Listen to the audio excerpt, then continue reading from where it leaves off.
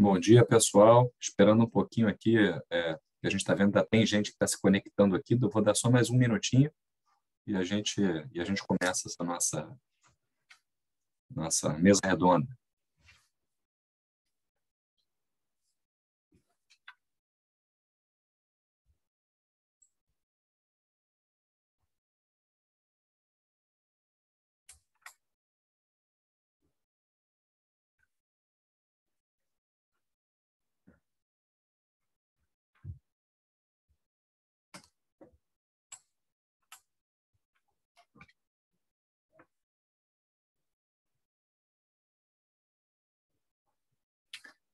Bom, acho que a gente pode começar, né? Eu estava usando aquela técnica da pipoca de micro-ondas, né? Que você sabe que quando espera mais de 3 segundos entre os estouros, assim são as pessoas entrando aqui. Acho que a gente estabilizou.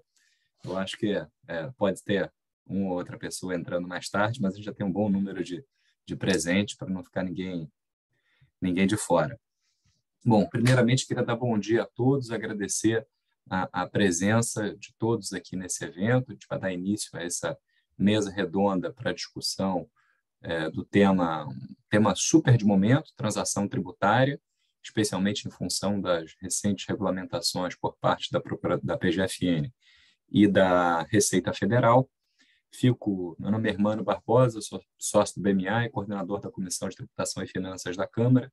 Fico especialmente feliz de poder ter ajudado a organizar esse evento em colaboração entre o escritório e a Câmara Francesa. A gente já fez rodadas de discussão no BMA, né? Vivian, Luísa, Letícia, que tiveram bastante apelo, e a gente estava para organizar a sessão de discussões junto com a Câmara e com os associados também, num evento aberto, na verdade, então tem gente que não é só da Câmara aqui, e estávamos aguardando a regulamentação. A lei acho que chegou para todos assim com muito boas-vindas, mas aguardávamos ainda a regulamentação. Já tínhamos a ideia do evento apenas com a regulamentação da PGFN, quando veio a regulamentação da Receita, tornou ainda mais oportuno para a gente ter essa sessão de conversas. E bom ainda que a gente está fazendo bem no início, né? Então a gente pode se dar o benefício das dúvidas aqui, de levantar os questionamentos. Acho que isso é positivo. O contencioso tributário é um problema crônico, imenso no Brasil, isso não é novidade para ninguém.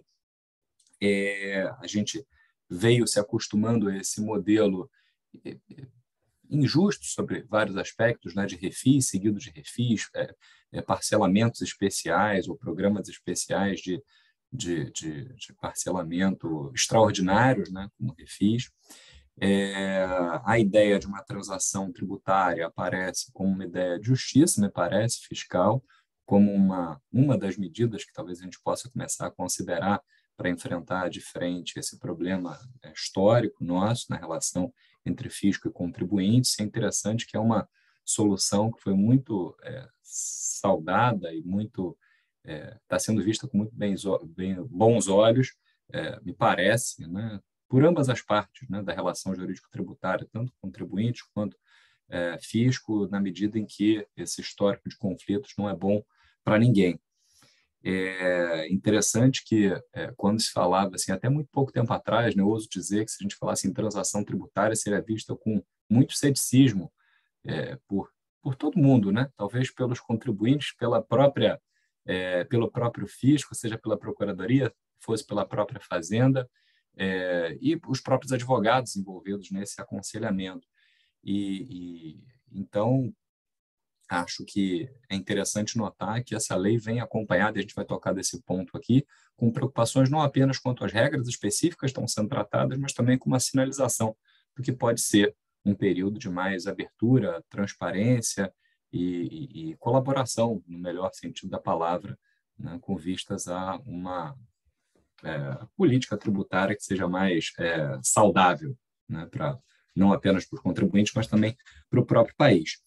É isso. Então, assim, hoje teremos aqui o doutor Leonardo Alvim, pesquisador do INSPER, procurador da Fazenda Nacional, a Bruna Lupe, sócia do Vieira Rezende Advogados, e da parte aqui do BMA, minhas sócias queridas, Vivian, Luísa, Letícia. Passar logo a palavra para a Vivian, que vai conduzir os debates no modelo um pouco de mesa redonda. Queria deixar todos, convidar a todos, inclusive, aliás, estou vendo aqui na lista de presentes vários nomes amigos aqui, então, agradecer a presença de todos. Fiquem à vontade para mandar perguntas, o chat está aberto, a gente vai tentar organizar isso aqui para ter essas respostas ou no final, ou se alguém conseguir fazer duas coisas ao mesmo tempo, damos piada e já, de repente, incluir as respostas. A ideia é ser um ambiente informal. Nossa ideia é que seja uma conversa de 1h30, tá? Enfim, pode acabar antes, mas estejam preparados para isso. Puxaram minha orelha aqui. Q&A não, é no chat, tá? Perguntas pelo chat, por favor. Tá? É isso. Vivian, por favor, bola com você. Obrigada, Hermano. Bom dia a todas e a todos aqui. Eu também dei uma lista em vários conhecidos aqui, amigos. Queria agradecer aí ao Hermano o convite pela Câmara Francesa, né, para a gente fazer esse evento conjunto. A gente já fez inicialmente um evento do BMA sobre transação, falando da portaria da PGFN. Então, acho que a ideia é que a gente trazer um pouco a portaria da PGFN, mas também trazer a portaria da Receita Federal, né, que foi o mais recente que a gente teve. É um prazer estar aqui com os amigos, com o Leonardo, com a Bruna, que já conheço há bastante tempo também, e com as minhas sócias também, super queridas e amigas aqui, Letícia e Luísa, que estão na nossa batalha aqui diária, na nossa batalha no contencioso. E aí, quando a gente discute de transação, a gente está sempre falando o que a gente pode fazer para ter efetivamente essa conciliação, um pouco como o Hermano falou, né? A gente trabalha com contencioso, mas a gente não está o tempo inteiro querendo a briga, a gente está querendo as boas brigas, né? Então, essas brigas fazem sentido, outras nem tanto, outras a gente entende que é o momento, sim, da gente pensar numa conciliação, da gente pensar numa redução dessa litigiosidade tão grande que a gente tem no Brasil, né? Quando fala de causas tributárias, e pensar como se tem essa negociação. A transação não é um instrumento novo no Brasil, ele está no Código Tributário Nacional há anos, mas a verdade é que ele nunca foi efetivamente regulamentada. E quando a gente fala sobre esses instrumentos, realmente há um tempo atrás era mal visto, a gente tinha alguma preocupação, mas a verdade é que a gente foi criando uma rotina de ter programas de recuperação fiscal, né? Então, programas que concediam descontos para todos os contribuintes de forma indiscriminada, e quem tivesse interesse em aderir teria aquele desconto. E a Procuradoria da Fazenda Nacional, Leonardo depois pode até comentar isso, sempre foi um pouco reativa a esses programas e sempre teve a preocupação de dar efetivamente desconto naquela situação, para aqueles contribuintes que fizessem jus ao desconto, seja em função da sua capacidade contributiva, sempre objetivando a melhor forma de recuperação do crédito tributário, que é o objeto aí da transação. Então, acho que muito por conta desse movimento, até da Procuradoria da Fazenda Nacional, em 2020 foi editada a Lei 13.988, prevendo e regulamentando a transação tributária, e agora, em 2022, mais recentemente, a Lei 14.375, que trouxe alterações na transação, e aí chamou muita atenção dos contribuintes, porque essa alteração trouxe não apenas o aumento da redução, da possibilidade de redução de descontos em relação à legislação anterior, então ele aumentou ali de 50% para 65% o montante total dos descontos que podem ser concedidos.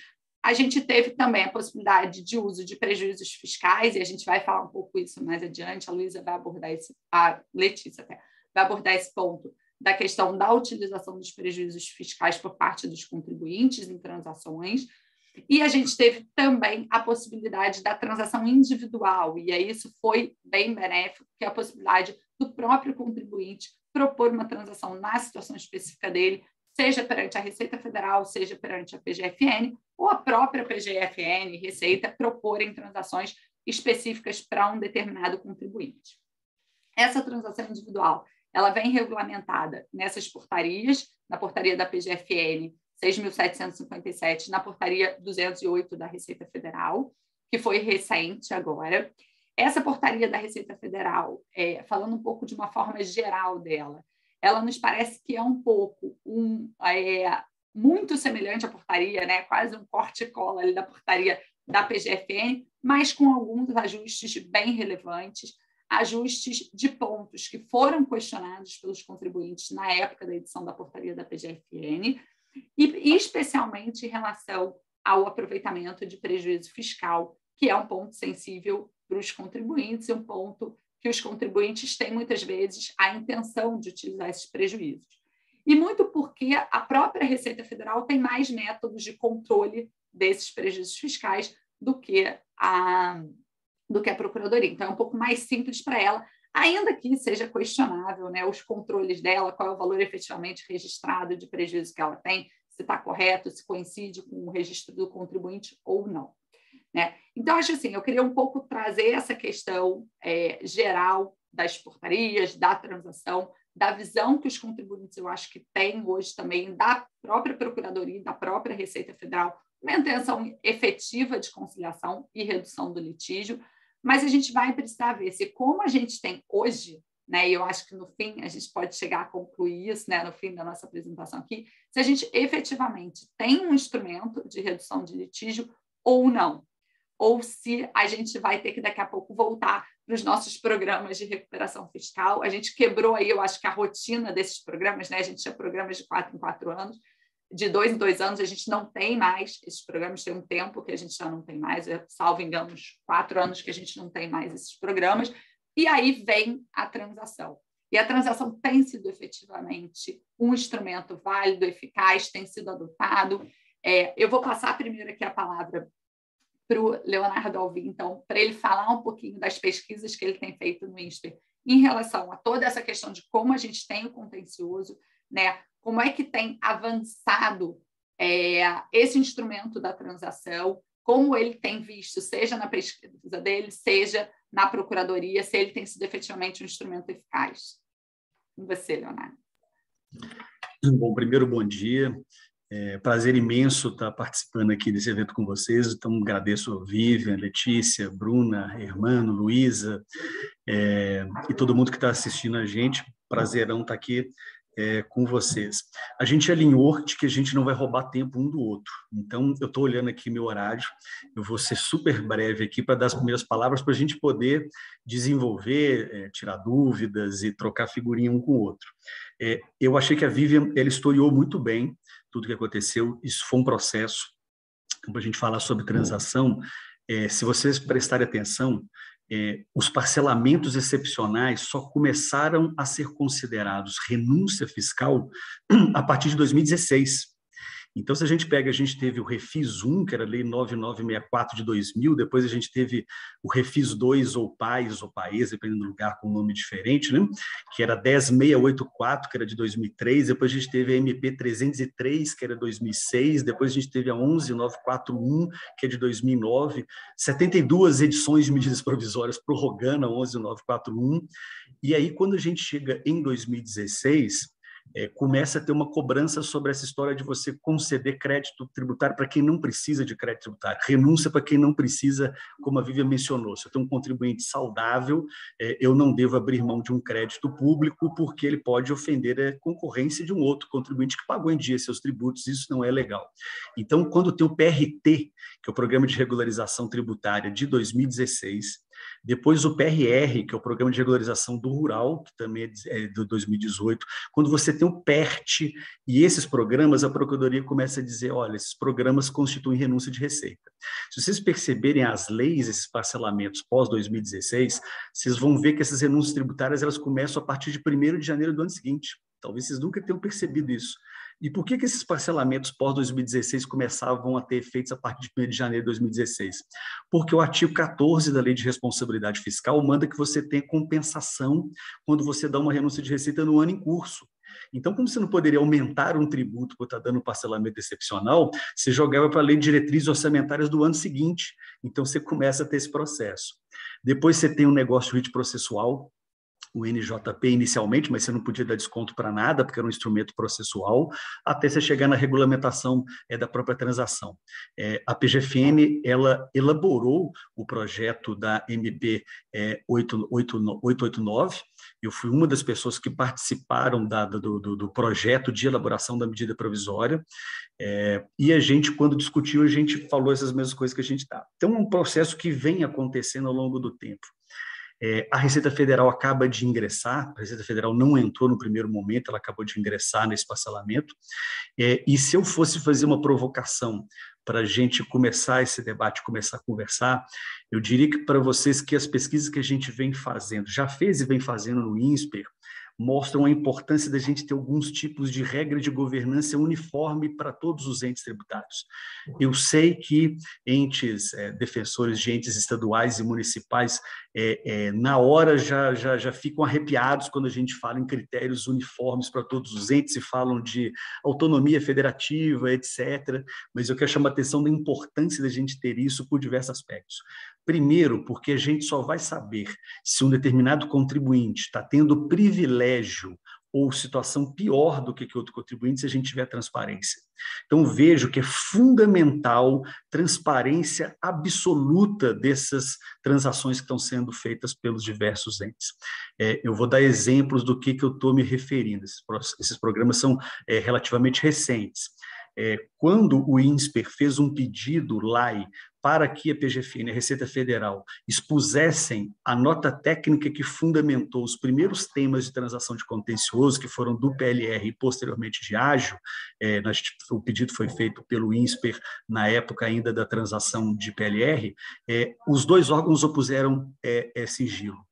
Então, é ruim, por quê? Porque a gente não sabe quais são os critérios. Eu tenho perfeita e absoluta confiança na idoneidade, na lisura, na seriedade das pessoas que fazem, mas o desenho fica ruim porque, num futuro, isso pode vir a ser capturado por entidades econômicas mais fortes e um tem transação e outro não tem transação, e, no final das contas, pode ser que um tinha um grau de litigiosidade maior, ou um estava perdendo mais do que o outro, ou o desconto oferecido a um tipo de tese não for desconto oferecido por outro tipo de tese. E a gente não vai saber se a gente não souber quais foram os critérios técnicos que levaram à escolha do PLR, por exemplo, especificamente, como primeiro tema, o ágio como segundo tema e outros temas que depois surgirão.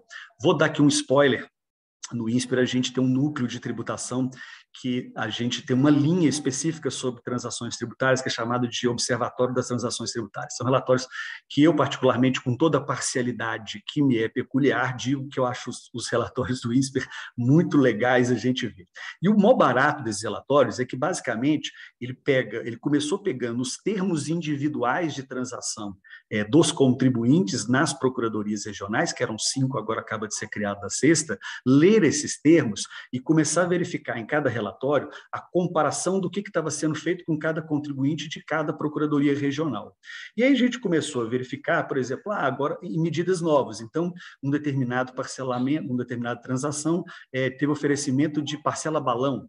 Num outro, você teve um diferimento da primeira parcela. Numa determinada transação, você começa a ter o uso de crédito não inscrito. Então, você segurava e já falava o seguinte na transação: olha, quando esse crédito vier a ser inscrito, vai ter os mesmos requisitos daquilo que está lá. Teve uma transação que incluiu encargo legal, tinha transações com garantia e transações sem garantia. A gente monitorou quais eram as garantias mais e menos utilizadas em contribuintes. Isso, na minha visão, é fundamental para um país democrático e para um contribuinte. Porque o contribuinte precisa saber se os termos da transação que ele vai ter foram muito diferentes dos termos de transação de um outro contribuinte que tem a mesma capacidade de pagamento do que ele.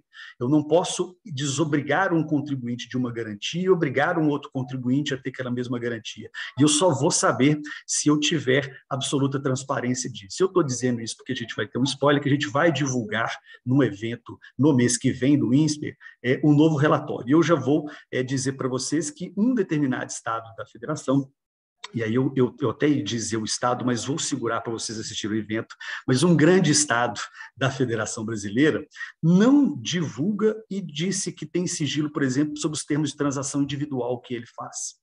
Então, vejam, para a gente jurisdicionado, isso é péssimo, porque eu tenho que saber exatamente os termos de transação que um ente tem, e um grande ente acabou de oferecer esse sigilo. Então, o principal, eu diria, para a gente começar a conversa, é essa questão de isonomia.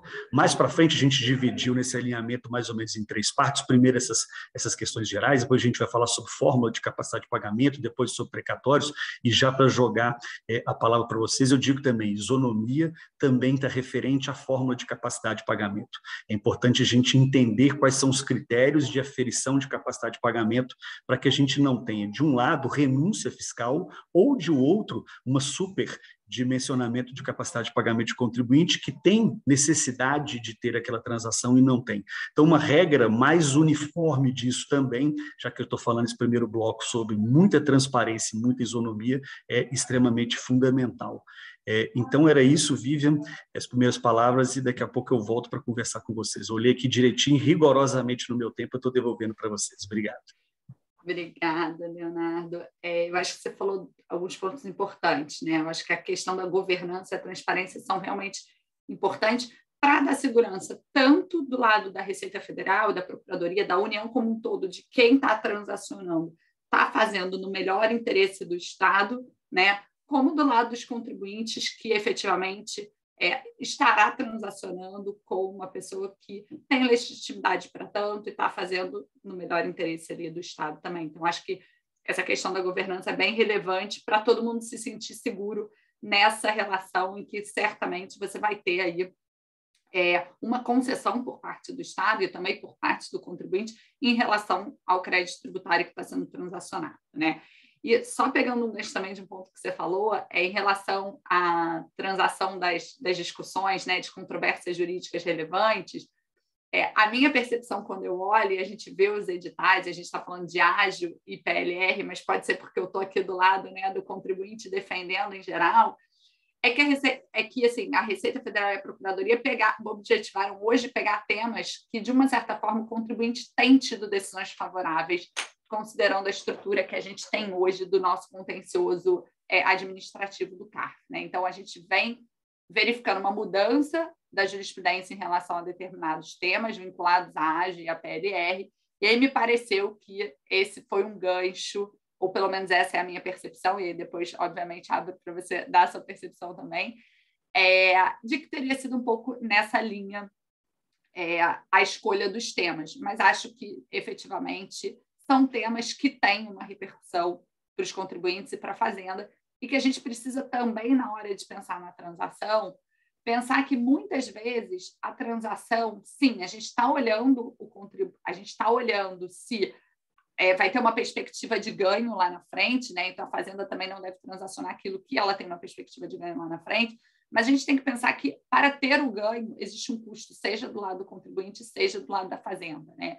Então, muitas vezes, o contribuinte ele é um bom pagador, ele tem até uma capacidade de pagamento, e Luísa já deixa para depois você falar disso também. Assim, ele tem uma capacidade de pagamento, mas ele não quer ter aquele custo de levar a discussão tão longe, todos os impactos que vão ter na vida dele, né, em relação a essa discussão. Então, muitas vezes, ele quer efetivamente transacionar ali com algum desconto. Bom, mas já estou antecipando a discussão de um monte de gente, vou passar a palavra aí para a Bruna, para ela falar um pouquinho da transação individual que surgiu e da transação simplificada, seja a Receita Federal, seja a Procuradoria. Bom dia a todos. Primeiro, eu gostaria de agradecer aí o convite da Câmara Francesa, dos meus colegas e amigos, né, amigas do BMA. É um prazer enorme estar aqui com vocês nessa mesa redonda e também na presença do Leonardo, quem tive o prazer de conhecer mais recentemente. E justamente para tratar dessas novidades em relação à transação tributária federal, né, que trouxe aí promete trazer aí novas perspectivas na relação entre fisco e contribuintes e traz, junto com essas novidades, uma grande expectativa dos contribuintes, né? Como bem adiantou a Vivian, a transação já era tratada no CTN, aguardava a regulamentação e é uma modalidade de extinção do crédito tributário. Foi finalmente implementada a partir da Lei 13.988, agora em 2020, e vem sendo objeto aí de estudos, como o Leonardo bem mencionou, enfim, de apontamento de questões relevantes que são determinantes para que esse instrumento ele seja cada vez mais eficiente, eficaz e realmente legítimo nessa composição entre fisco e contribuintes, com o intuito de reduzir aí a litigiosidade no Brasil, né? Nesse contexto, a Lei 14.375, agora editada em 2022, trouxe alterações à legislação original e com avanços que ampliam, sim, a abrangência do instrumento e trazem alguns outros benefícios, mas também com algumas ressalvas em relação ao que foi trazido e regulamentado, né? Então, a ideia aqui é a gente trazer um pouco, destacar os pontos mais relevantes que foram regulamentados pelos órgãos, Receita e Procuradoria, e como foram tratados pelos respectivos órgãos, e contribuir aí para que a gente possa dar sequência aos nossos debates. Bom, em primeiro lugar, quanto aos benefícios, tanto a Receita Federal quanto a Procuradoria da Fazenda Nacional permitem a redução de até 65% do valor total dos débitos a serem transacionados. Esse desconto ele vai ser aplicável somente em relação a multas, juros e encargos legais, ou seja, não haverá uma redução do valor principal dos débitos. Então, essa possibilidade de redução de valor principal não está alcançada por essa redução de até 65% do valor dos débitos a serem transacionados. Há nitidamente uma vantagem em relação à legislação anterior, que previa aí essa redução de até 50%.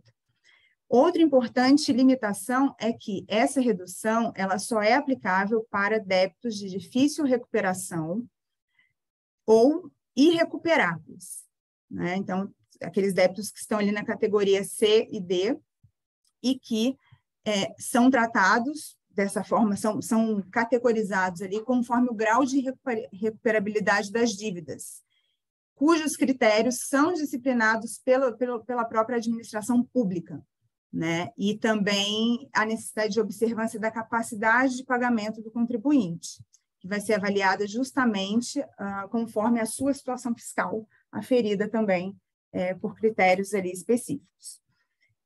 Esses critérios, que são determinantes para fins de aplicação dos benefícios, eles são muito importantes justamente porque dão um termômetro aí de possibilidade ou não de aproveitamento dessas reduções. E, obviamente, Vivian já adiantou também, enfim, a Luísa vai passar a tratar desses benefícios mais detalhadamente ali na frente em relação ao grau de recuperabilidade e capacidade de pagamento. O que se vê aqui em relação a esse ponto inicial de redução é que os contribuintes com menor capacidade de pagamento, em princípio, eles têm melhores condições para transacionar, né? Uma outra inovação também é em relação ao prazo de pagamento, né? O prazo máximo de pagamento ele foi ampliado e de 84 meses passou para 120 meses. Então, a gente tem aí realmente um aumento nessa possibilidade de parcelamento. Ainda dentre essas concessões gerais, a gente pode destacar a questão da flexibilização das regras de garantia, né? E também a possibilidade de utilização de créditos, tanto reconhecidos por decisão judicial transitada e julgado, quanto por créditos de precatórios, e também prejuízo fiscal e base negativa da CSL, que serão também tratados mais adiante, dada a relevância aí desses temas para essas novidades, essas inovações trazidas pela legislação. Quanto à abrangência, nós temos a transação por proposta individual, que agora passa a abranger também débitos no âmbito do contencioso administrativo fiscal. Só para recordar, antes essa transação individual, ela era aplicável somente em relação aos débitos inscritos na dívida ativa e, por iniciativa, poderiam ser transacionados por iniciativa do contribuinte ou da própria procuradoria. A partir de agora, essa transação individual, ela abrange esses débitos em contencioso administrativo fiscal, e aqui, vale lembrar, pode ser proposta também tanto pelo contribuinte quanto pela Receita Federal.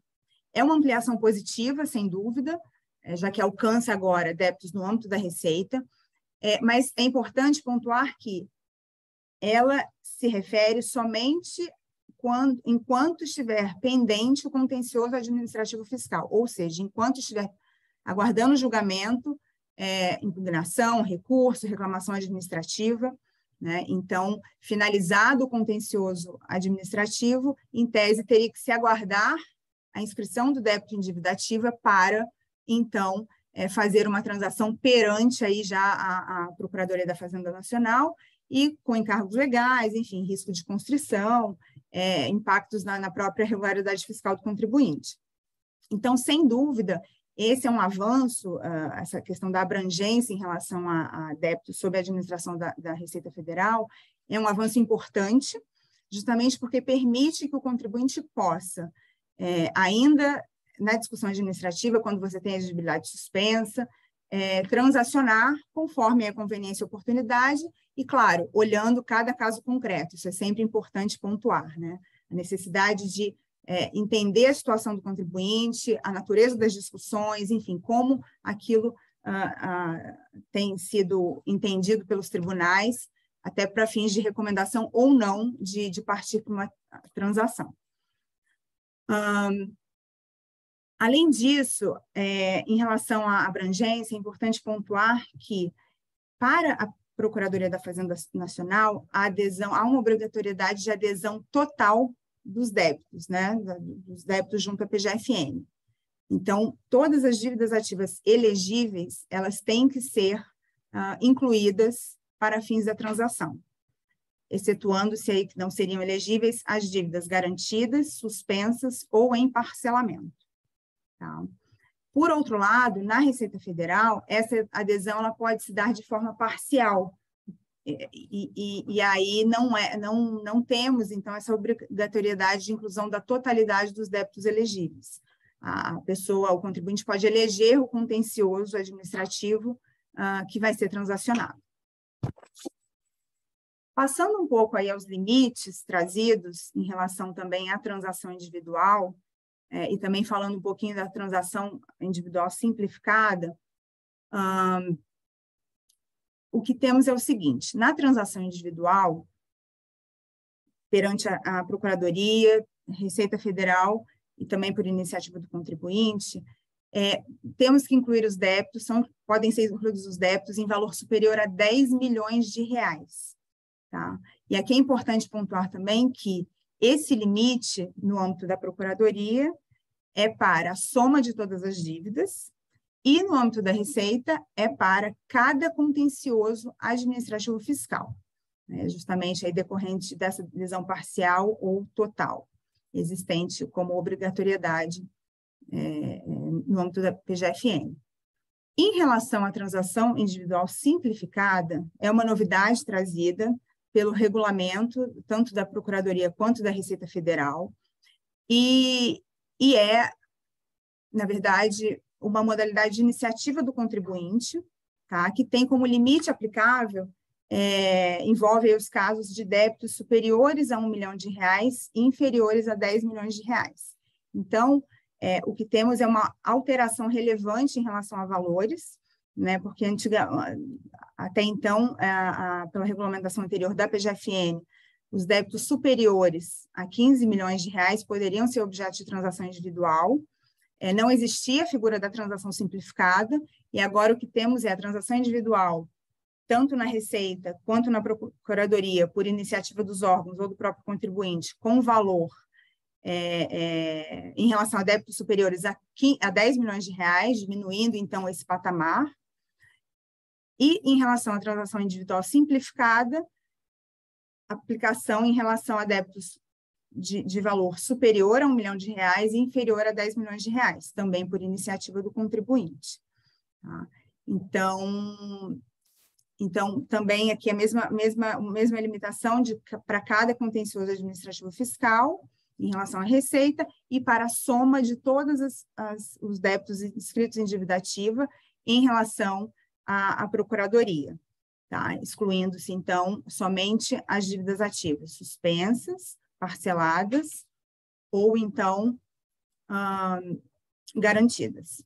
Outra diferença que nós temos é o tratamento que foi dado tanto pela Receita quanto pela Procuradoria em relação à utilização de créditos de prejuízo fiscal e base negativa da CSL na transação individual simplificada. A Receita não traz uma vedação, enfim, pelo contrário, permite, né, traz uma permissão em relação à utilização desses créditos, enquanto a Procuradoria veda expressamente na portaria essa possibilidade. Tá?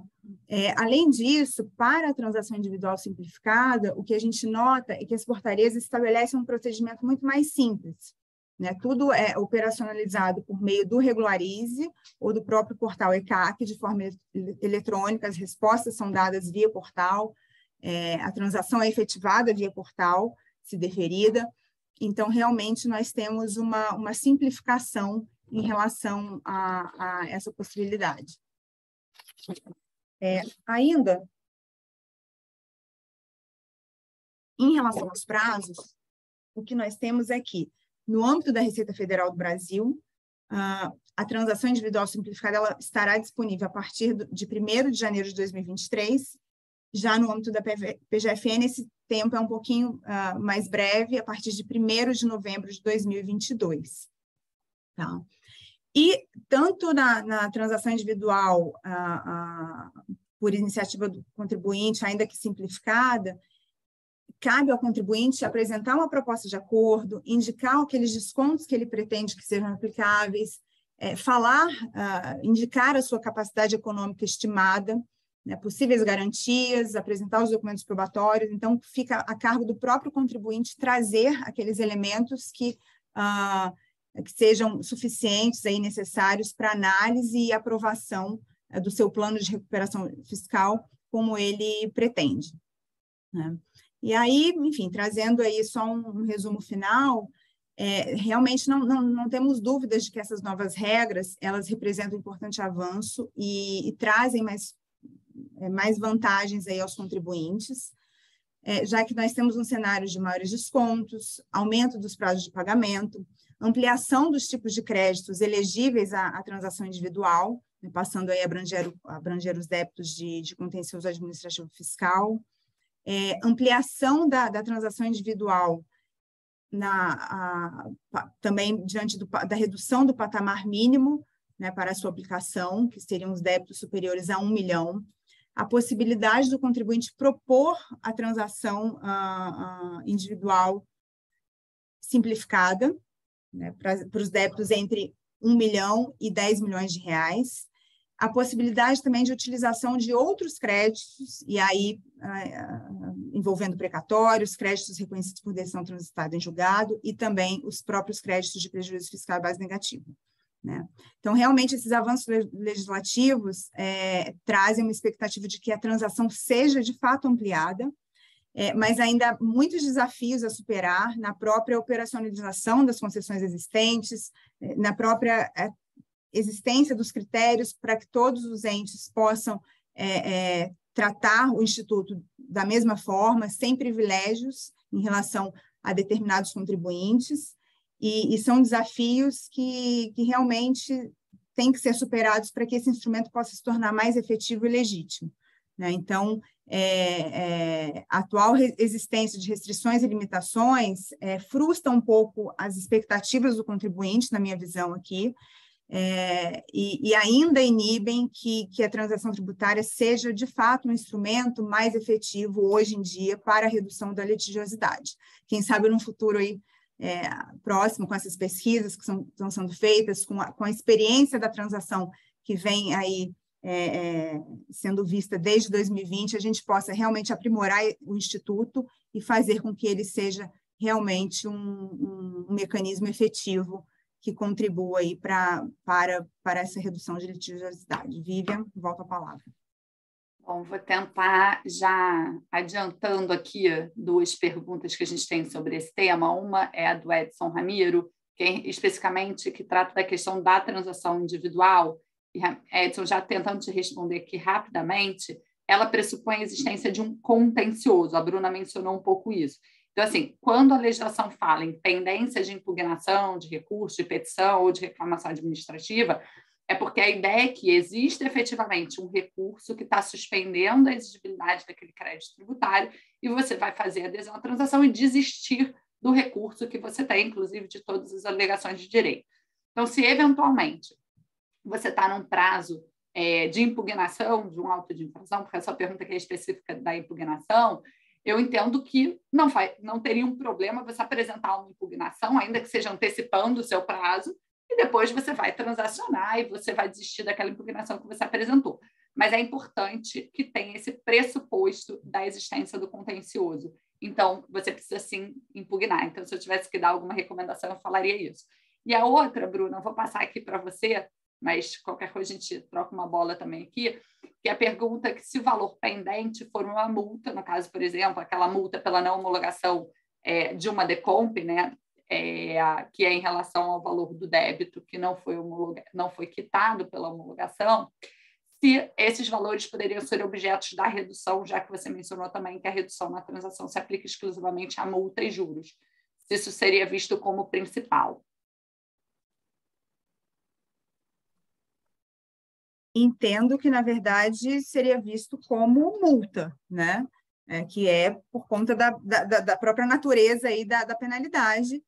Foi aplicada como multa, então seria tratado como multa. Pelo menos, pensando aqui até em relação a outros parcelamentos, né? Que esse tipo de multa era tratado como multa efetivamente, não como um valor principal. Enfim, não sei se vocês têm alguma contribuição adicional em relação a isso. Eu penso dessa forma também. A Amanda, que também fez a mesma pergunta, essa pergunta era do Carlos, a Amanda fez a mesma pergunta. Eu também entendo que isso seria uma multa e não o principal, e você teria aplicação, até pela natureza, né? A gente olha a natureza. Exato. Bom, eu vou passar, então, a palavra aí para a Luísa falar, porque a gente está falando de desconto, mas o desconto ele pressupõe a análise do grau de recuperabilidade do crédito e da capacidade de pagamento do contribuinte. Então, essas avaliações, a Luísa vai tratar um pouquinho aí, e da importância delas em função dos benefícios que vão ser dados em uma eventual transação. Bom dia, pessoal. Prazer estar aqui com os meus sócios e sócias, com a Bruna, excelente advogada, nossa grande amiga, e Leonardo, que, enfim, tem conhecimento profundíssimo aqui do tema e a generosidade de compartilhar aqui conosco, né? E seguindo aqui, na linha do que já foi adiantado pela Bruna, pela Vivian e tal, o que basicamente norteia a possibilidade de concessão de desconto, que eu acho que é o que os contribuintes mais buscam na transação, né? Algum benefício além de um mero parcelamento para pagamento dos débitos, é a análise da capacidade de pagamento e do grau de recuperabilidade daquela dívida. Então, para fins da PGFN, isso ainda de débitos inscritos em dívida ativa, né, e transacionados perante a PGFN, isso é ainda mais relevante porque, além dos descontos, vai também nortear a possibilidade de quitação, ainda que de forma excepcional e tal, com créditos de prejuízo fiscal e base negativa de CSL. E o que então é o grau de recuperabilidade daquela dívida, né? Como que isso é mensurado? De acordo com a legislação e com os regulamentos, né, tanto da PGFN quanto da Receita, o que deve se aferir é se o contribuinte tem a capacidade de pagar aquela dívida num prazo de 5 anos sem desconto. Então, considerando o parcelamento ordinário em 60 meses, o contribuinte consegue pagar aquela dívida? Obviamente que para isso se considera a receita esperada, todas as informações cadastrais do contribuinte perante a Receita, então quanto que ele tem gerado de resultado, quanto que ele tem de obrigações com pessoal, obrigações correntes e tal. E aí a Receita, ou na verdade a administração pública, e aí esse outro ponto relevante, outro ponto relevante é que esse grau de recuperabilidade ele deve ser aferido pela administração pública de uma forma uniforme, tanto para a Receita quanto para a PGFN. Então, será feito esse cálculo e a dívida será então classificada como dívida A, que é o crédito com alta perspectiva de recuperação, B, com média perspectiva de recuperação. Para esses dois, não haveria possibilidade de concessão de descontos. Ou C, créditos considerados de difícil recuperação, e D, créditos considerados irrecuperáveis. E aí, o que então seria C e D? Seriam aqueles que o contribuinte não conseguiria pagar num prazo de 5 anos se não lhe for concedido algum desconto. Em relação aos créditos irrecuperáveis, há uma lista taxativa de hipóteses em que, se o contribuinte estiver naquela situação, ou se o crédito estiver naquela situação, já é considerado irrecuperável. Na verdade, são critérios objetivos, né? Então, quais seriam esses critérios? Débitos inscritos em dívida ativa há mais de 15 anos, sem garantia ou sem suspensão de exigibilidade. Créditos com exigibilidade suspensa por medida judicial há mais de 10 anos, e aí a regulamentação da Receita Federal trouxe uma nova hipótese também objetiva, que é créditos constituídos há mais de 10 anos. Essa hipótese eu acho que a gente ainda vai precisar ver como é que ela vai se comportar, porque a gente sabe que o contencioso administrativo ele muitas vezes extremamente demorado. Então significa que, se o débito estiver lá em contencioso há mais de 10 anos, ele já é considerado irrecuperável, a Receita já vai estar apta a conceder esses descontos para esses créditos. De toda forma, vale lembrar que a transação ela é feita conforme a conveniência e a oportunidade do órgão da administração pública. Então, é possível que, mesmo considerado irrecuperável por esse critério objetivo, a Receita entenda não haver conveniência em transacionar esse débito. Outra hipótese de créditos considerados irrecuperáveis é aqueles de devedores falidos em recuperação judicial ou extrajudicial, em liquidação, devedores com CNPJ baixado ou inativo, pessoas físicas com indicação de óbito. Enfim, esses são os créditos irrecuperáveis. E os créditos de baixa recuperabilidade seriam daqueles devedores que não estão nessas situações objetivas, mas que também não conseguem efetuar o pagamento no prazo de 5 anos. E aí, outro ponto relevante é que, uma vez tomado conhecimento do grau de recuperabilidade do seu crédito, o contribuinte tem a opção, tem a possibilidade de questionar, de apresentar um pedido de revisão no prazo de 30 dias. Então, no prazo de 30 dias de quando ele tomar conhecimento do grau de recuperabilidade do seu crédito, o contribuinte pode apresentar um pedido de revisão fundamentado, no qual deve demonstrar basicamente isso, que não tem a capacidade de efetuar o pagamento daquele crédito no prazo de 5 anos. O outro ponto de interesse aqui, que a gente ainda não sabe muito bem a resposta, é que, a princípio, o grau de recuperabilidade do crédito ele é determinado pela PGFN, assim que foi prevista na lei, né, que a PGFN deveria trazer os critérios para a aferição do grau de recuperabilidade. Mas tanto a PGFN quanto a Receita regulamentam isso nas suas respectivas portarias. E a PGFN informa que cabe ao contribuinte apresentar esse recurso, né, esse pedido de revisão, no site do Regularize, porque é ali que ele está transacionando seus créditos, e a Receita perante o ICAC. Então, não sabemos ainda como que essas informações vão se encaixar, né? Como os dois órgãos vão se falar assim, para chegar a um consenso acerca da capacidade de pagamento daquele contribuinte. Lembrando aqui o ponto de atenção, que é a ciência, então é preciso realmente que o contribuinte fique atento quando que ele terá ciência da sua capacidade de pagamento, para que ali comece o prazo de 30 dias.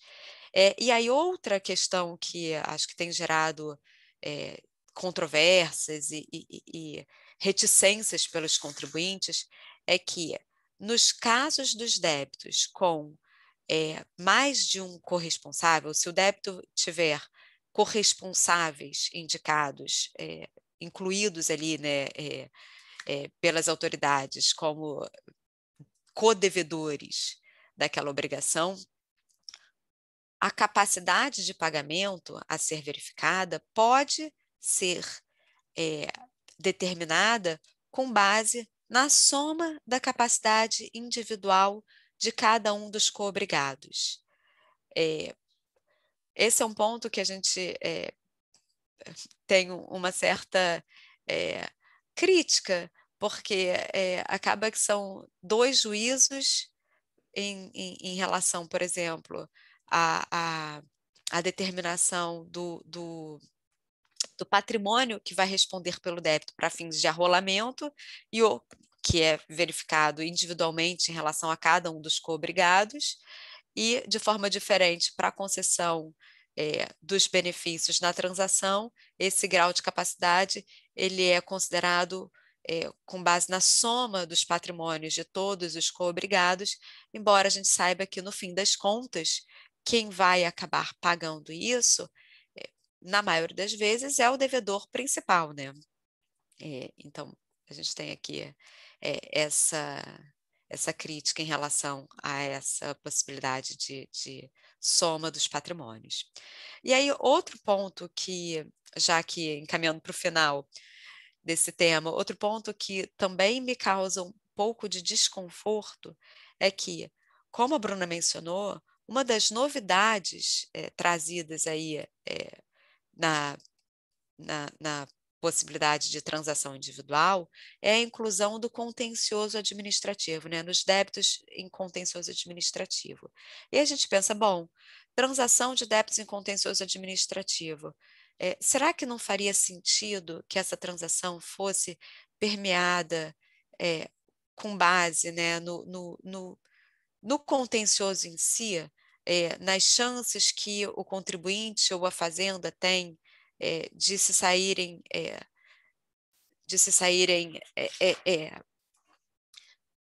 com sucesso ali, né, naquela discussão? Então, não poderiam fazer um bem bolado? Olha, eu tenho aqui 5 itens nesse auto de infração. 3 eu acho que eu tenho uma boa chance, a Receita, né, tem uma boa chance. 3 a Receita avalia que a chance não é tão boa. Então, 50% ela acredita que iria ganhar, 50% ela acredita que não teria uma boa chance de ganhar. Então, vira para o contribuinte e fala, olha, contribuinte, se eu te der um desconto aqui de 50%, você topa pagar e a gente reduz esse contencioso? Mas, a princípio, isso não vai acontecer aqui nessa transação individual. Essa transação individual ela é norteada pela capacidade de pagamento, capacidade de recuperação daquela dívida. Cenas dos próximos capítulos aí da transação, quem sabe a gente ainda não vai ter essa outra metodologia, né, de autorização para que as autoridades façam transação no contencioso administrativo. Bom, acho que em relação ao grau de recuperabilidade, eu encerro por aqui.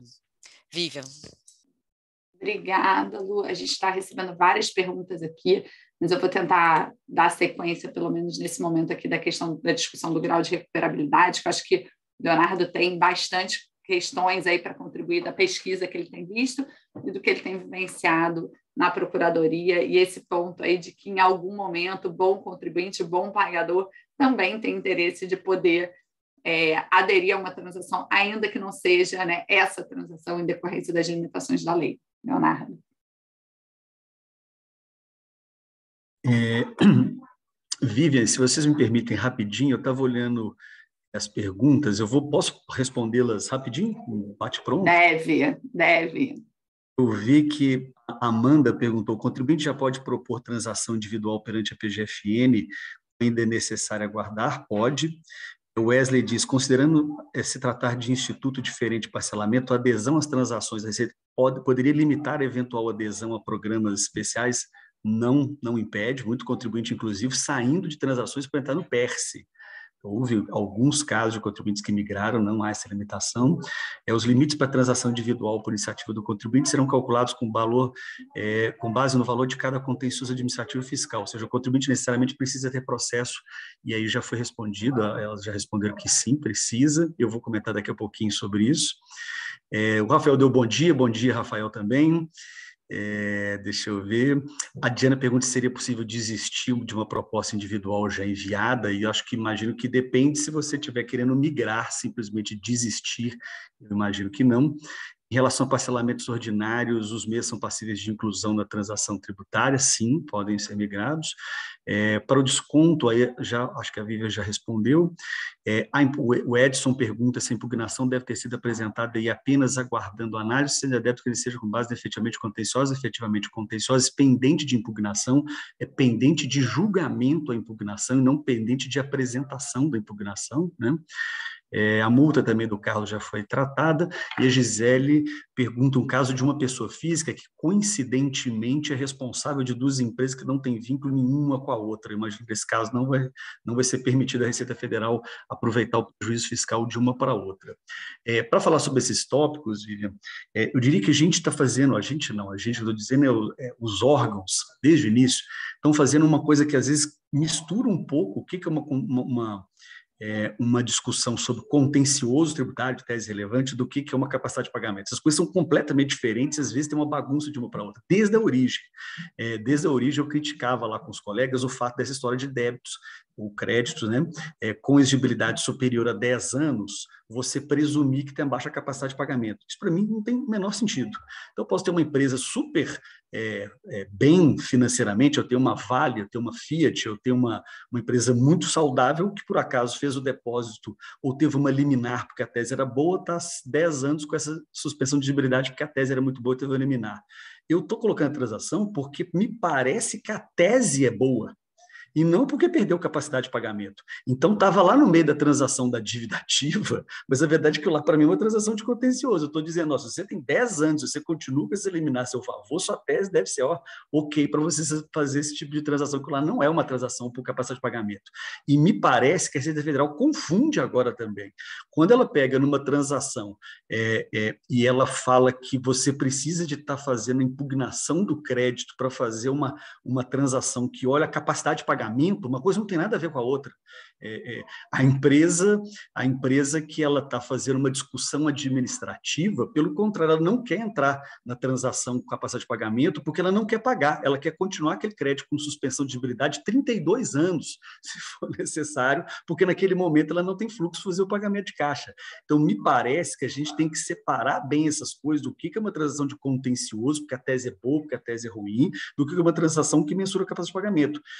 E a transação, e aí a minha opinião, é de que também a gente se empolgou, a gente está muito empolgado, está muito deslumbrado com a história de transação, mas a gente não pode perder de vista que transação não é nenhuma invenção de roda ou do fogo, né? Os bancos, as instituições, todo mundo há muitos anos já fala, se o cara não tem condição de pagar, eu não vou ficar insistindo, se o custo daquilo lá for mais alto do que, eu não vou ficar insistindo, então é uma prática muito anterior a isso. E eu digo isso porque a gente está tratando sintoma, a gente não está tratando causa.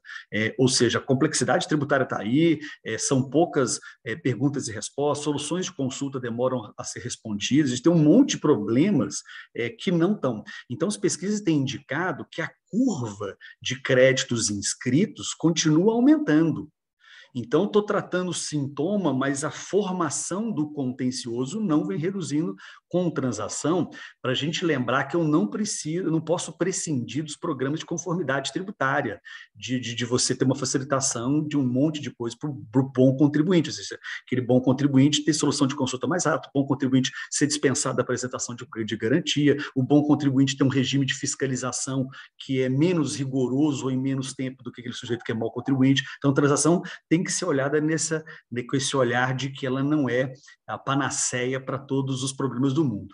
E essa questão de capacidade de pagamento, e focando no ponto que a Luísa mencionou, é um ponto que desde o início me causa muita preocupação. Primeiro, lembrando o seguinte, na minha visão, e aí eu não sei a visão de vocês, a Procuradoria merece todas as estrelinhas máximas. Se a gente tivesse um jardim de infância e a gente estivesse colocando os alunos, os bons, os ruins, a Procuradoria está lotada de estrelinhas douradas. Eu lembro que quando eu era criança tinha estrelinha dourada para casa mais bem defeito, tudo isso aqui. Então, quando a gente faz algum tipo de colocação, é porque a gente quer fazer a melhoria da política política pública, e não que tenha algum erro, tipo de coisa. A gente quer aprimorar, a gente quer melhorar. Essa questão da mensuração da capacidade de pagamento, ela é muito sensível. Ela é muito sensível dos dois lados. O contribuinte, ele está olhando exclusivamente assim, pô, se eu quero ter, eu estou apertado, eu quero ter uma condição que seja dentro da minha realidade de fazer o pagamento daquilo lá. Por olhar do crédito público, a gente sabe que o direito financeiro está super em evidência. A gente está falando de uma presidente que saiu por impeachment do direito financeiro, de orçamento secreto, a gente está falando de fundão. Então, é super relevante você não abrir mão de créditos tributários, que o contribuinte tenha também capacidade de pagamento. Então, se eu hiper ou subdimensionar essa capacidade de pagamento, é problema dos dois lados. Eu tenho que ter uma dosimetria muito fina de o que é a correta capacidade de pagamento. E o que eu tenho percebido é que os entes tributários, eu digo isso, União e São Paulo, eles têm feito fórmulas diferentes do que o fisco norte-americano, por exemplo, faz. O fisco norte-americano, ele faz o quê? Ele verifica qual que é o seu lucro nos últimos 24 ou 36 meses, projeta para você pagar para frente e inclui todos os bens que você tem, inclusive os intangíveis, e exclui aqueles que estão gerando receita para você. Então, é super simples o que faz. O que a gente faz aqui? A União, até a fórmula que vai ser alterada agora, não olhava, por exemplo, imóveis. Eu acho, por exemplo, que não faz sentido não olhar imóveis se o imóvel não estiver fazendo geração de receita. Então, por exemplo, eu tenho um clube de futebol que tem um estádio. O estádio ficar de fora da capacidade de pagamento para pagamento não faz sentido se aquilo lá não estava fazendo um tipo de garantia daquela determinada inscrição. E quando eu olho São Paulo tem duas fórmulas diferentes para mensurar a capacidade de pagamento do contribuinte. Uma que é exclusiva para o ICMS e uma que é para outros tributos. Quando eu vejo o fisco americano com uma fórmula, a PGFN com outra fórmula, o estado de São Paulo com duas outras fórmulas, e eu lembro de outros estados, você lembra Blumenau da Cleide, por exemplo, que tem outros critérios, eu falo assim, gente, alguém está errando. Ou seja, não pode ter todo mundo certo, porque a capacidade de pagamento do contribuinte só pode ser uma. Ou ele tem ou ele não tem dinheiro. Essa confusão de fórmulas preocupa muito. Então, o que a gente está fazendo? A gente já conversou com a Zabeta, e aqui, já que eu estou falando para a Câmara, se vocês também quiserem participar, seria legal, a gente está preocupado em fazer o seguinte, olha, pegar contribuintes que participaram de transações de entes diferentes e falar o seguinte, quanto que vocês tiveram de desconto num ente e no outro ente? E a gente fazer levantamento de dados para verificar que algum ente está errado, ou está apertando demais a mão, ou está abrindo demais a mão. Isso é preocupante porque parece legal no início, mas eu posso ter, por exemplo, guerra fiscal entre estados de ICMS com subdimensionamento de capacidade de pagamento. Eu vou mensurar e vou dar desconto conforme o seu capacidade de pagamento. Que sistema de bens que eu vou olhar? Só o Detran. E o resto não tem nada. Beleza, eu te dei 100% de desconto e ninguém paga ICMS naquele estado. Percebe como que é sensível? Então, até peço aqui para vocês da Câmara de Comércio, se quiserem fazer isso de parceria, a gente quer saber, contribuintes que fizeram transações com mais de um ente, como que eles tiveram esse tipo de tratamento da fórmula que mensura a capacidade de pagamento. No âmbito da PGFN, eu sei que é coordenado por um procurador que eu digo que é o procurador mais brilhante nessa área de dívida ativa e que revolucionou praticamente tudo que a gente tem hoje, que se chama Daniel Saboia, é um procurador lá de Fortaleza. E o Daniel Saboia, ele está coordenando um laboratório para mensurar a capacidade de pagamento. Então, essa forma, vocês viram que já tem outros critérios, ela está sendo revista.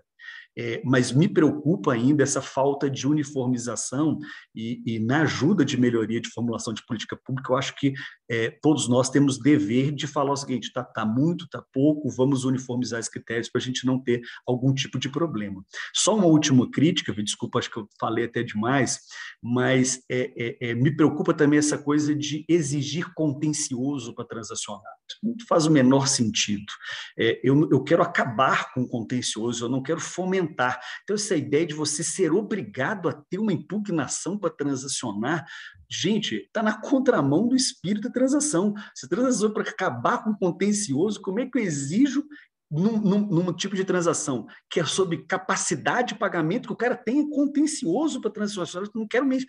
Se eu não estou discutindo tese, eu estou discutindo capacidade de pagamento, qual o sentido de exigir que esse cara esteja fazendo uma impugnação? Eu estou fomentando o contencioso ao invés de limpar contencioso. E a transação, por questões operacionais, ela tem um problema que é uma que é vamos dizer assim, uma regressividade tributária esquisita. Não sei se vocês vão concordar comigo. Tudo no sistema tributário, ela é feita para você dar um tratamento mais gravoso para quem tem mais capacidade contributiva e menos gravoso para quem tem menos capacidade. Então, por exemplo, eu tenho o REF para fazer um regime especial de fiscalização para a empresa que é devedora contumaz. Eu vou fiscalizar. Eu tenho no âmbito da Procuradoria as DIAs, que vocês conhecem, são as divisões de acompanhamento especial, que focam as teses mais importantes dos principais empresas, principais escritórios. Então, é sempre feito assim, do pequeno eu trato menos. A transação, por questão de falta de servidor, eu começo com a transação individual, focando o contribuinte que tem mais débito. E eu dou, na outra ponta, eu dei uma transação de pequeno valor, mas para o cara muito pequenininho. Então, o cara que estava lá no juizado especial, você deu 50 para ele, independentemente de qualquer tipo de critério. Mas no meio, sufocado por essas duas pontas, o cara que está lá em cima e o cara que está lá embaixo, eu tenho uma gama de contribuintes que meio que não consegue fazer uma transação individual, que é muito mais benéfica uma transação por adesão, porque ele não consegue negociar uma prestação balão, ele não consegue negociar um diferimento da primeira parcela, ele não consegue ajustar para as suas especificidades. Então, essa tampa, ela vem descendo. Mas na hora que eu coloco no âmbito da Receita Federal, olha, é só você que estiver no contencioso, me parece que isso agrava muito essa ideia de redução de litígio, essa ideia de que, na verdade, a gente tem que privilegiar o contribuinte com menos capacidade de pagamento para ele ter um acesso mais favorecido aos programas que o governo está oferecendo. Falei demais, Vivian, mas qualquer coisa eu estou à disposição para a gente voltar aqui. Não, eu acho que você falou muito bem. Eu acho que exatamente o ponto de que, como no âmbito da Receita Federal, porque tem a exigência da existência de um contencioso, você tem essa confusão entre a transação pela capacidade de pagamento e a transação de contencioso, né? De fato, você exige um contencioso para que ele seja encerrado pela transação, que vai ser analisada com base na capacidade de pagamento do contribuinte. Então, acho que a gente tem aí uma grande confusão e justamente por conta disso, aí considerando uma das perguntas que a gente tem também, que é a questão do parcelamento, a princípio, se você não tem um contencioso no âmbito da Receita Federal e você tem um débito que é objeto de parcelamento, a princípio você não poderia ter uma migração para a transação, né? Eu acho que a gente ainda vai ver, a gente tem um dispositivo bem com uma redação estranha ali na portaria sobre esse tema de migração, dando até a entender, no primeiro momento, que você poderia ter uma migração, o que é estranho, porque a gente está falando aqui, novamente, de uma transação de contencioso, mas a gente vai ter que um pouco esperar ver como a Receita vai acabar aplicando isso na prática, né? O próprio contribuinte, numa transação individual, ele pode tentar e ver depois o que vai acontecer. Ele pode apresentar, eventualmente, uma proposta, e se ele não quiser seguir com aquela proposta, né, que ali ainda numa outra pergunta que a gente recebeu, ele pode vir a desistir daquela proposta, já que não teria uma necessária vinculação ao que foi proposto, né? Porque a gente ainda depende sempre do aceite da Receita Federal, principalmente na transação individual, não na específica, na simplificada, porque eu acho que a gente pode ter alguma vinculação. Mas eu acho que isso dificulta realmente no âmbito da Receita. Quando a gente vai para o âmbito da Procuradoria, a questão é um pouco mais simples, porque a gente vai ter ali os débitos, não tem essa exigência de contencioso, então a gente consegue transacionar de uma forma mais simples, mas você tem a obrigatoriedade de inclusão de todos os débitos que sejam passíveis de transacionar. Bom, vou passar aqui para a Luísa uma pergunta. Antes de Letícia, estou te deixando para o final, mas o final é sempre bom também.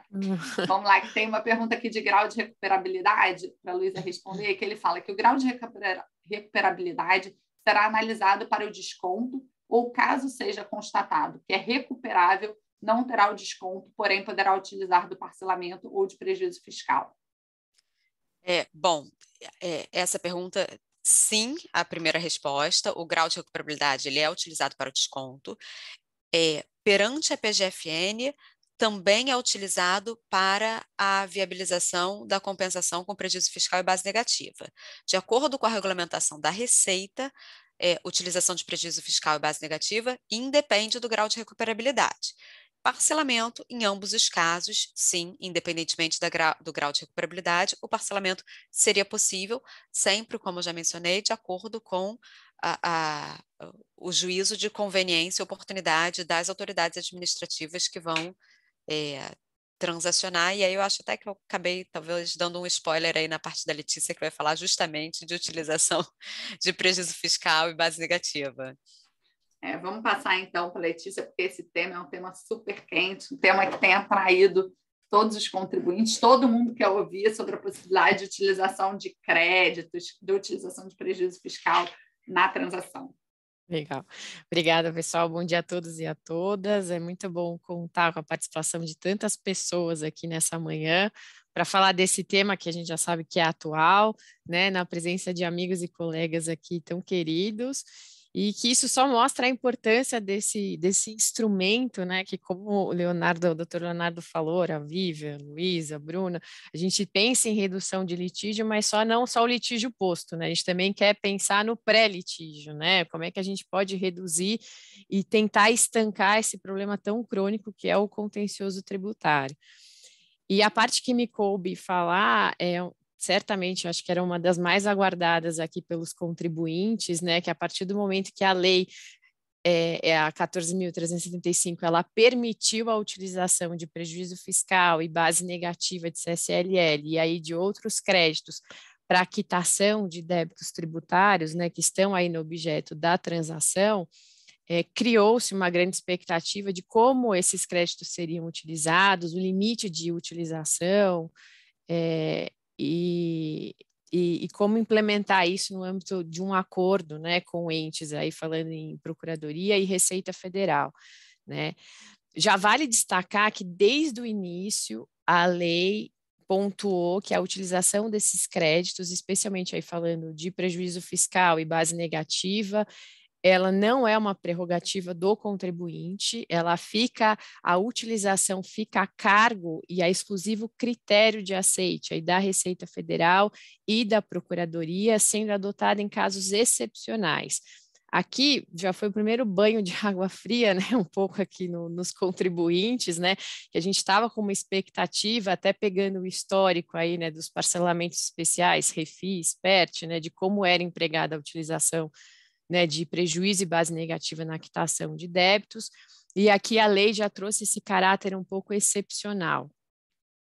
E esse ponto da utilização excepcional, ele também foi enfatizado, claro, dentro das portarias no âmbito da Receita, a portaria 208, e no âmbito da Procuradoria, a portaria 6757. Fazendo um comparativo aqui das portarias e focando nas regras aqui que permitem a utilização de prejuízo fiscal e base negativa, o que a gente pode perceber é que tem semelhanças, mas também tem diferenças e diferenças importantes entre as regulamentações. Começando pela semelhança, acho que aqui a principal é a possibilidade de utilização de prejuízo fiscal e base negativa para a quitação do principal, multa e juros dos débitos transacionados. E aqui vale lembrar que quando a portaria 6757 foi veiculada, num primeiro momento a PGFN não tinha permitido a utilização desses créditos para a quitação de principal, mas apenas dos encargos, aqui multa e juros. E logo na sequência, dias depois da veiculação da portaria, essa regra foi alterada, permitindo também a utilização desses créditos para a quitação do principal. E aqui é um ponto positivo, porque, de fato, essa restrição, a legalidade dela era questionável, né? E a Procuradoria já de ofício já se antecipou, alterou essa regra e permitiu, então, a utilização de prejuízo e base negativa para a quitação de principal também.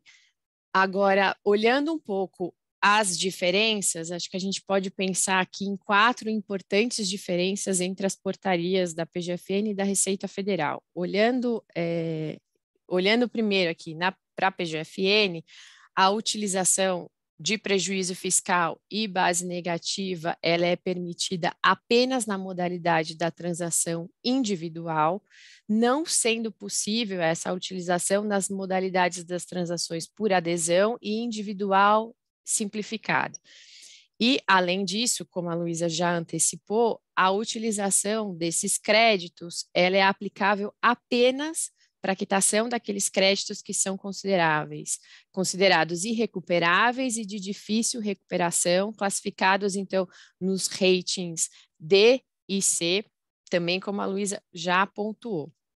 Se a gente olha para a Receita Federal, esses 2 pontos, ao contrário da Procuradoria, a Receita permitiu a utilização de prejuízo e base negativa em todas as modalidades de transação, então não tivemos essa limitação, e também não tem a limitação quanto ao grau de recuperabilidade da dívida, né, do crédito tributário.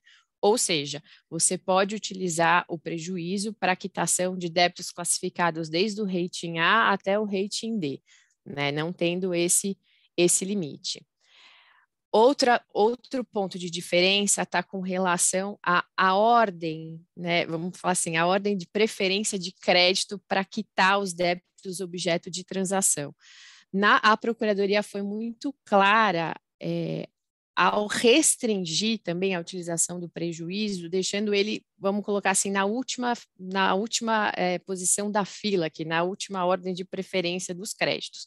Por quê? Porque ela diz assim, você pode usar desde que não existam ou esgotados outros créditos líquidos e certos em desfavor da União, reconhecidos em decisão judicial transitada em julgado ou precatórios. Né? Então, aqui a gente tem uma utilização, uma aplicação subsidiária do prejuízo, né? Ele está na última posição ali da fila. A Receita Federal, por sua vez, ela também não traz essa ordem de preferência nem esse tipo de limitação na utilização do prejuízo em detrimento de outros créditos, né? Então, assim, o prejuízo pode ser usado assim como outros créditos, eles não ficando por último, nem os outros créditos se sobrepondo ao prejuízo fiscal e à base negativa.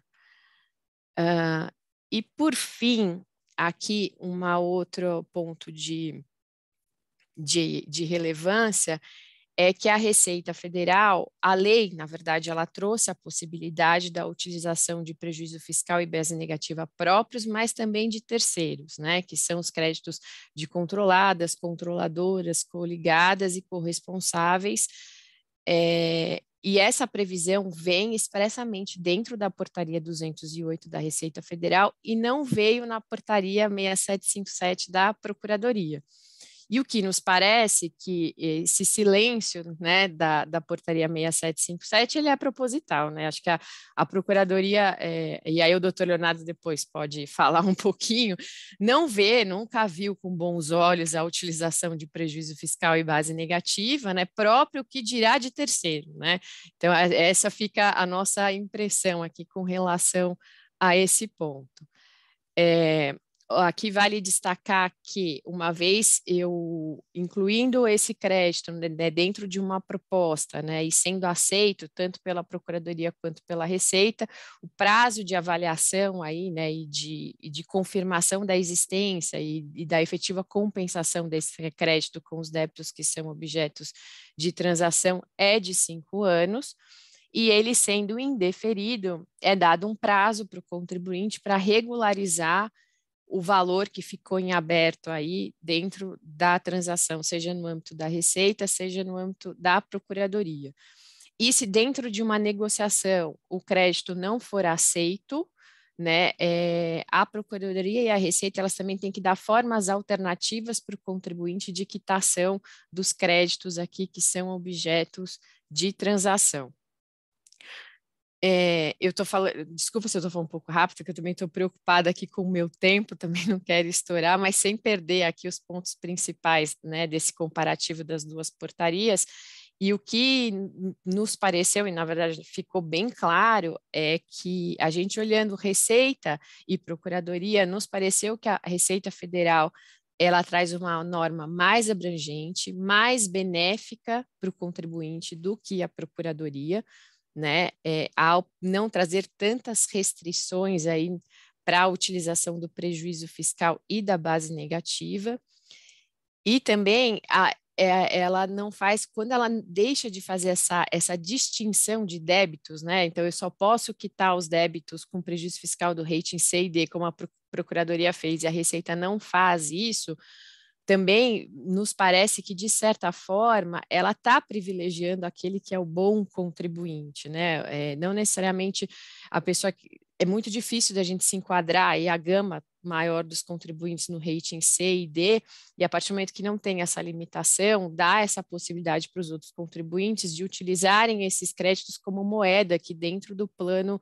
de regularização dos débitos. É claro, como eu já destaquei, essa utilização não é uma prerrogativa do contribuinte, ela fica a critério, né, da Receita e também da Procuradoria, mas as regras da Receita são um pouco mais maleáveis, um pouco mais flexíveis.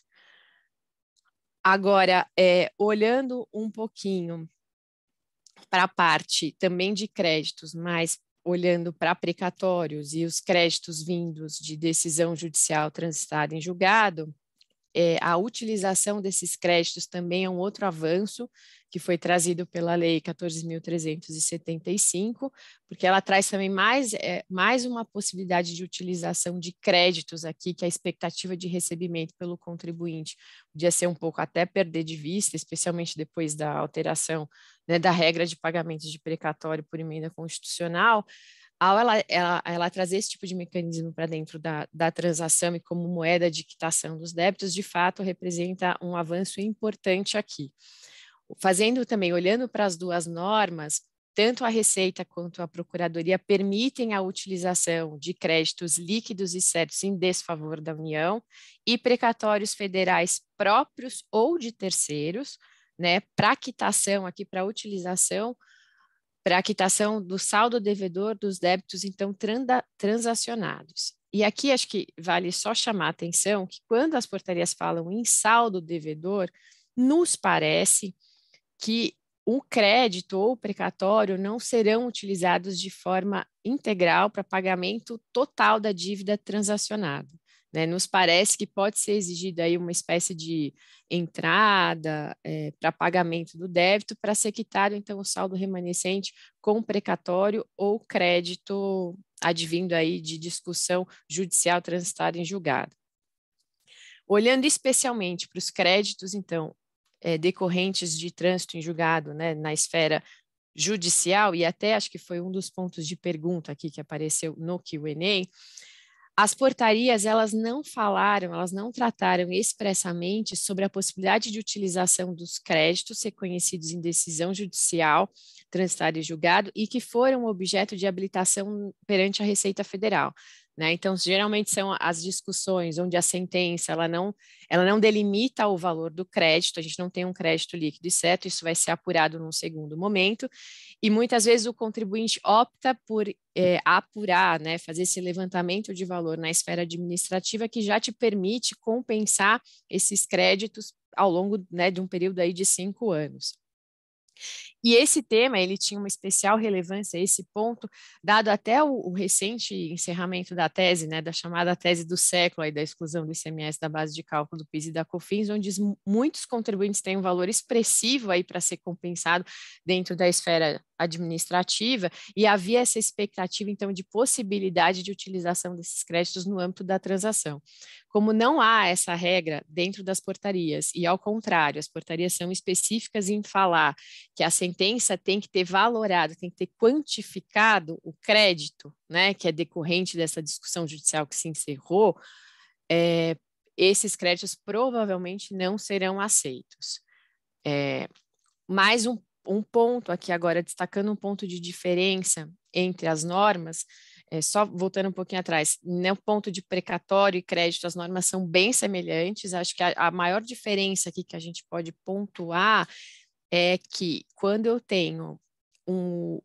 utilizei o crédito e o precatório para quitar um débito transacionado e sobra um valor desse crédito ou desse precatório, esse saldo remanescente, na visão da Procuradoria, a devolução para o contribuinte fica condicionada à inexistência de outras inscrições em dívida ativa. E caso haja inscrições em dívida ativa, ainda que garantidas, essas eventuais garantias elas poderão ser substituídas pelo saldo remanescente do precatório. Né? Então, ou seja, se eu já tenho uma garantia que foi formalizada e a formalização ela depende do aceite da Procuradoria, né? e da confirmação pelo juiz, esse saldo remanescente ele poderá ser utilizado, e aqui também é bem discutível esse ponto, já que teve todo esse processo, né, que o contribuinte foi de boa fé, apresentou uma garantia, houve a concordância da fazenda, o aceite do juiz, e agora, num tempo depois, onde se sobra um saldo remanescente precatório, que poderia ser, né, destinado para outra utilização, substituir uma garantia pode ser bem ruim aqui, dependendo do cenário em que o contribuinte está. E na Receita Federal, por outro lado, esse eventual saldo remanescente, ele pode ser levantado pelo devedor e ficar a seu critério, ou seja, a critério do contribuinte, a utilização desse saldo para quitação de débitos em aberto na Receita.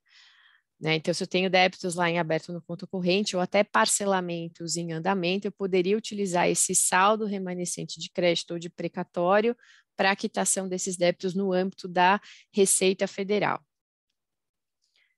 E, por fim, o que eu queria destacar ainda com relação a essa temática dos créditos e precatório, ambas as portarias elas trazem um ponto curioso aqui com relação a uma autorização que o contribuinte tem que firmar ao fazer a transação, onde ele autoriza uma espécie de compensação de ofício para a utilização de eventuais créditos que serão restituídos para o contribuinte, e aí créditos no âmbito da Receita, aqueles que são objetos de pedido de restituição, e também precatórios, que poderão ser utilizados em transações que estão em curso para a quitação daqueles débitos que são objeto ali do plano de regularização. Aqui não ficou muito claro em que momento que essa compensação poderá ser feita, né? Se eu já tenho uma transação firmada, as condições já postas, já acordadas, e se no decorrer desse plano de regularização eu receber um crédito, ele vai ter preferência, ele vai ter que ser utilizado, essa autorização já me autoriza essa compensação de ofício nesse momento, ou a partir do momento que eu fiz uma transação, eu tenho aquela fotografia daquelas condições e o que vier depois não vai poder ser utilizado. Isso também não ficou muito claro aqui pela redação das portarias. Bom, apesar, né, de algumas limitações aqui na utilização dos créditos para quitação dos débitos, objetos de transação, a gente tem que reconhecer que, de fato, a gente teve um avanço e um aperfeiçoamento, né, desses mecanismos que possibilitam a quitação dos débitos, seja com o uso de créditos próprios e até de créditos de terceiros aqui, né? Acho que a gente cabe destacar aqui a importância de se analisar, como já foi falado aqui, a situação concreta do contribuinte para o desenho desse plano de regularização. É importante ver a situação do contribuinte, dos débitos, dos créditos que se tem, para se propor, então, um acordo que seja benéfico para ambos os lados, porque aqui, falando na minha visão, acho que a transação não é um mecanismo onde se tem que ter um protagonista. Né, me incomoda muito a gente ter um protagonista porque você percebe que você tem que ter um coadjuvante. Eu acho que aqui a ideia não é ter protagonista e coadjuvante, tem que ser um acordo onde seja bom para os dois lados para ser firmado. E como o doutor Leonardo pontuou, acho que a transparência dos acordos já firmados, ele traz essa segurança, né, e permite que a gente possa avaliar o que é possível, o que é cabível e até onde a gente pode ir usando um espaço aí de criatividade, né, para que seja bom para os dois lados. Né? Eu acho que, como é um instrumento novo, o tempo dirá como isso vai se comportar e esperamos que tenhamos boas notícias aí ao longo dos próximos meses já. Bom, eu acho que concordo totalmente, Letícia, com você. Eu acho que a gente precisa do protagonismo dos dois lados, mas, por outro lado, a gente vê, de uma certa forma, pelas portarias e pela própria lei, e quando a gente está falando, por exemplo, na utilização de prejuízo fiscal, que a gente vai ter uma análise com um exclusivo critério e avaliação de discricionariedade por parte da administração. Essa é a verdade. Aí, já aproveitando para responder aqui a pergunta do Rafael, porque nesse contexto, né, Rafael, os créditos tipo A, no caso da Receita Federal, se eles podem ser utilizados, créditos de prejuízo fiscal para pagar na transação, né, esses débitos, ainda que seja tipo A. Agora, para a Procuradoria, você vai ter a limitação da utilização de prejuízo exclusivamente para crédito irrecuperável de difícil recuperação. A questão perante a Receita é que, apesar de você usar prejuízo, se você tem um crédito tipo A, você não tem desconto, né, em relação à multa e juros. né? E aí eu vou aproveitar aqui também para passar uma pergunta. Eu sei que o nosso tempo super estourou, então, Letícia, vou te pedir para ser rápida aqui. Em relação a uma pergunta, para a gente tentar responder mais algumas, em relação a Juliana, aquela pergunta que ficou na dúvida sobre a possibilidade de utilização de prejuízo fiscal e base negativa de CSL na transação por adesão, no âmbito da receita, e na transação individual simplificada. Se pode ser utilizado, como é que é operacionalizado e se o próprio contribuinte utiliza, como é? Bom, no âmbito da Receita Federal, o prejuízo vai poder ser utilizado em todas as modalidades de transação, ao contrário do que a gente já falou da Procuradoria, que é só na individual.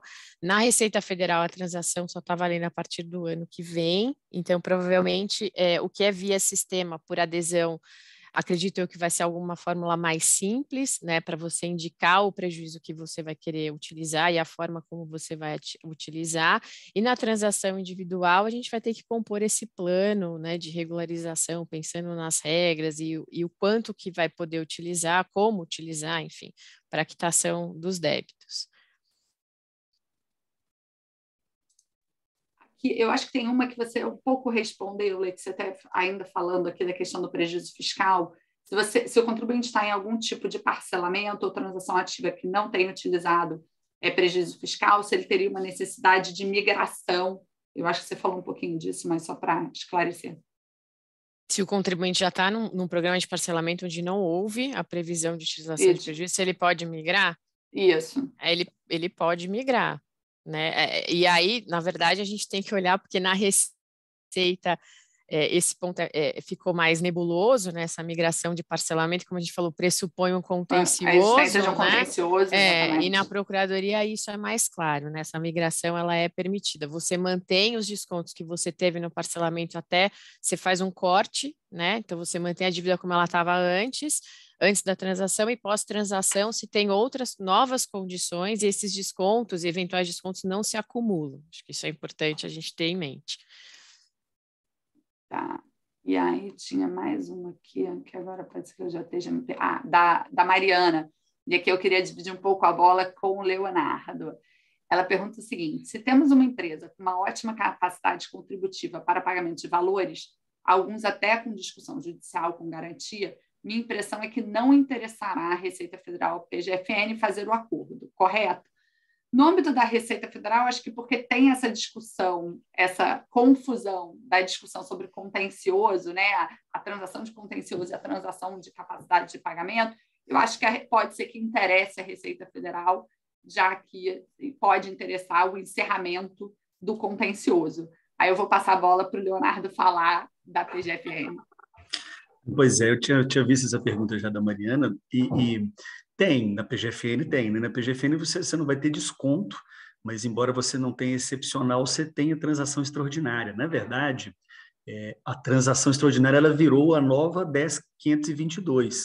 Você tinha o parcelamento ordinário, que era de 60 meses, ele virou de 120 meses com a transação extraordinária, e se tiver autorização do Procurador-Geral, pode ser até mais do que 120 meses, o que está previsto na lei. E tem o NJP, então, como você não está precisando de descontos, porque tem uma boa capacidade de pagamento, mas você consegue uma coisa melhor do que está no parcelamento ordinário, dobrar esse prazo, e se você precisar de algum tipo de ajuste, de diferimento de parcela, de negociação de garantia, ou outro tipo de ajuste, você pode fazer um negócio jurídico-processual.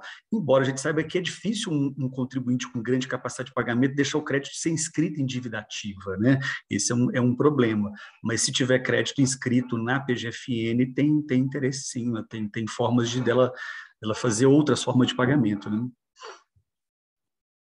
Queria, então, abrir aqui rapidinho, se alguém viu alguma outra pergunta que eu não tenha feito aqui, ou que a gente não tenha respondido, tem interesse em responder. Alguém quer comentar? Teve algumas aqui, Vivian. A Cristiane falou com a CVM, sim, pode.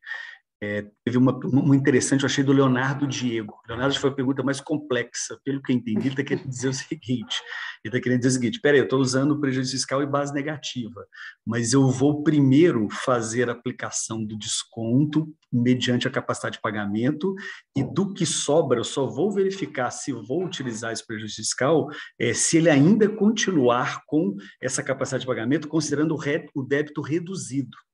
entende? Porque eu vou primeiro aplicar o desconto e aí a capacidade de pagamento dele vai aumentar depois dos descontos oferecidos, porque eu tenho que olhar quanto que é a capacidade de pagamento do prazo de 60 meses, e aí depois eu vou verificar se pode utilizar esse prejuízo fiscal. Então, ele está perguntando se isso pode dar algum tipo de discussão. A gente usou um negócio chamado regex. Regex é quando você usa o banco de dados e faz raspagem de dados para o analista de dados de expressões regulares. Então, a gente no ISP tem um analista de dados muito bom, que é o Danilo, e a gente raspou dados para verificar contencioso em transações tributárias.